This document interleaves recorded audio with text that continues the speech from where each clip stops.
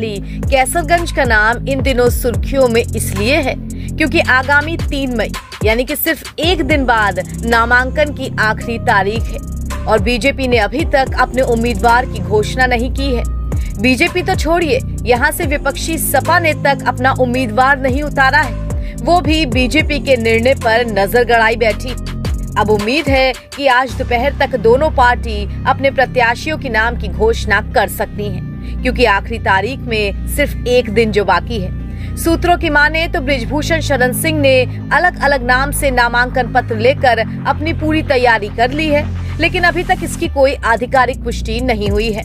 उधर समाजवादी पार्टी ने कहा कि अगर बीजेपी कैसरगंज से ब्राह्मण को उतारेगी तो हम ठाकुर को उतारेंगे और हम जातीय समीकरण पर कैसरगंज में चुनाव लड़ेंगे।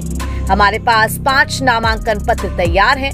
जैसे ही बीजेपी अपना प्रत्याशी उतारती है उसी हिसाब से हमारी घोषणा भी हो जाएगी।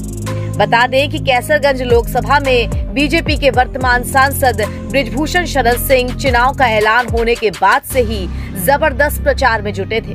कैसरगंज से गोंडा तक उन्होंने कई जनसभाएं की और लगातार बीजेपी के बड़े नेताओं के पोस्ट भी अपने सोशल मीडिया पर डाल रहे थे, मगर अब वो पिछले 3-4 दिन से कोई चुनावी जनसभा नहीं कर रहे। हालांकि मीडिया से बात करते हुए अपने आखिरी बयान में उन्होंने बड़ी खुशखबरी की बात कह दी थी।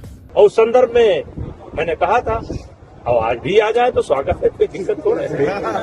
हाँ, तो ये विलम्ब क्यों? इसके पीछे कोई कारण है और कोई बहुत अच्छा कारण है। कैसरगंज के लोगों को बहुत बड़ी खुशखबरी मिलने वाली है, अचानक मिलेगी। यानी जो समझ रहे हैं वही चीज सही है ना?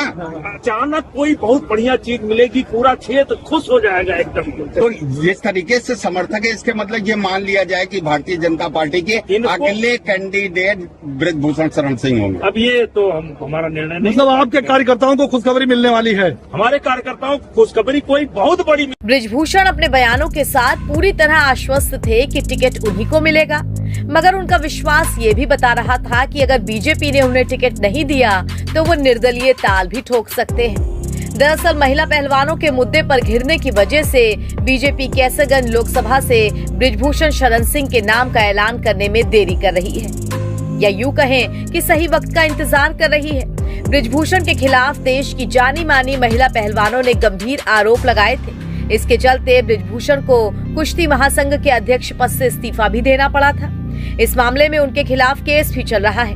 बृजभूषण ने दिल्ली की अदालत में मामले की नई सिरे से जांच कराने के लिए याचिका दायर की थी, जो खारिज की जा चुकी है। अब एक खबर ये है कि उनके बेटे और पत्नी के नाम पर भी पार्टी विचार कर सकती है, और दूसरी ये कि अगर उनके परिवार से किसी को टिकट नहीं मिलेगा तो तरबगंज से ब्राह्मण चेहरा विधायक प्रेम नारायण पांडे और करनैलगंज से विधायक अजय कुमार सिंह का नाम का ऐलान हो सकता है। देखना दिलचस्प होगा कि कैसरगंज से चुनावी मैदान में कौन उतरता है।